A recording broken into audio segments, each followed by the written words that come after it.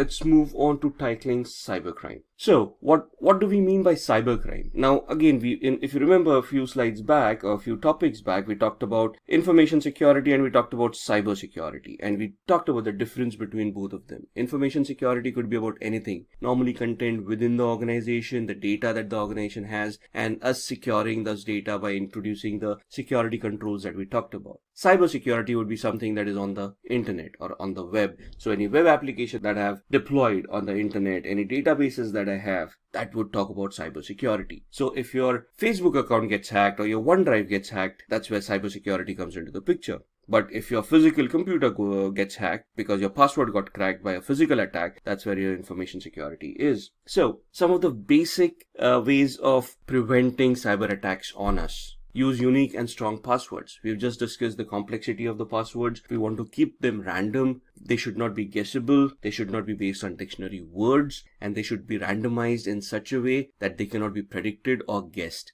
The length of the password should be very good. Should at least the minimum, bare minimum should be 8 characters. Even that is not suggested in today's world. It has to be at least 12 to 16 characters. An operating system, I think, in today's world will support up to 24 or 26 characters. If you go into encryption softwares, they support up to 60 odd characters of passwords. So you want to keep those unique. You want to recycle those passwords on a regular basis. You do not want to reuse old passwords again and again. Avoid public Wi-Fi. That's a must. We always look for free Wi-Fi. We go to coffee shops because they advertise free Wi-Fi. That's nowadays a unique selling point for coffee shops and establishments. And we go there, we connect to the Wi-Fi because we get free internet and we get to serve whatever we want. The problem is we have no idea who else is connected to that Wi-Fi and what kind of attacks they are creating. We would discuss Wi-Fi attacks later on in one of the later videos where I can demonstrate how these attacks work. But for now, just remember that public Wi-Fis are very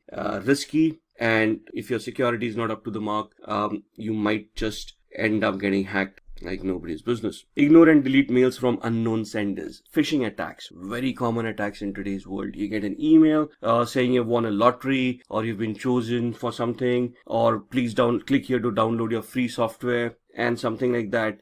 And those emails are plenty nowadays. I received an email yesterday where there was a Nigerian prince who had died and he had left around $500 million behind. And there was this accountant who wanted to smuggle that money out. And it was a huge email giving me all the details. And out of 7 billion people on this planet, they identified my email address. And they wanted to share half the money with me so that they can masquerade the money and avoid paying taxes, inheritance taxes and whatnot. It was a ridiculous scheme. I mean, being chosen out of 7 billion, 1 out of 7 billion, I mean, our luck can't be that good, can it? So you have to be wary about these attacks. Always ask the question, if you won a lottery, did you purchase the ticket? No. So there's never a free lunch, right? So always keep on questioning the things that you've been getting. I'm not saying ignore them, because some of them may actually come true. There's always that 1% hope, but always investigate those things to see whether they are spam, if there is a fraud going on. And if yes, you yourself can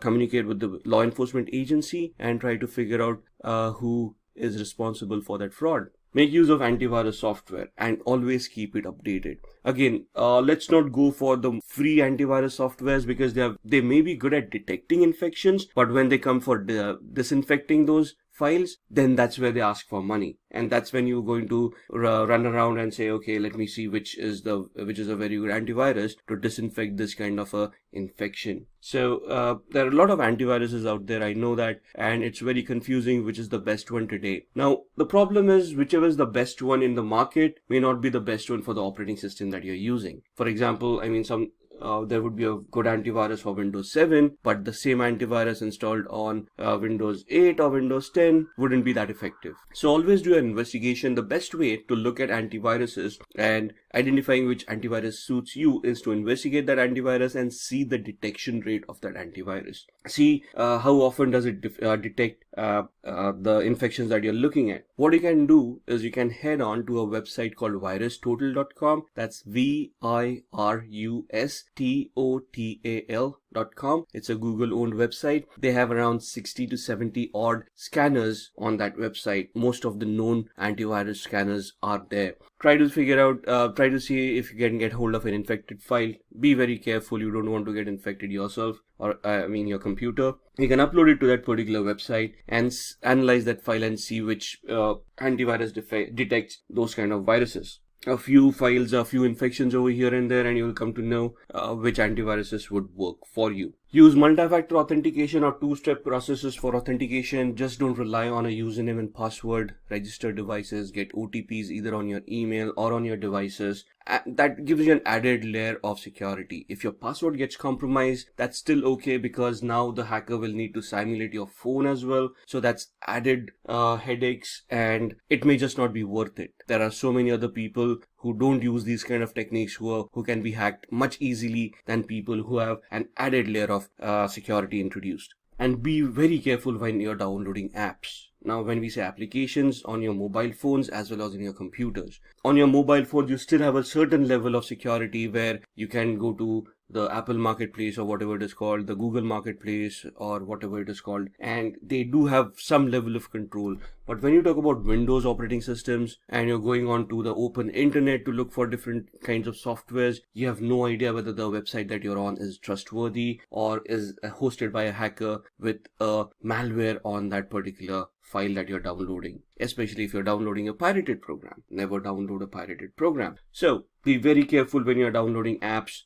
When you're downloading an executable file, you can upload it to virustotal.exe, scan it to see if there are any viruses or malwares within it. The website also helps you analyze URLs to see if the URL itself may have any malicious attacks within them, embedded scripts or redirector scripts or things like that. So you can use that website to scan the apps that you're downloading and see if there is anything malicious about those apps.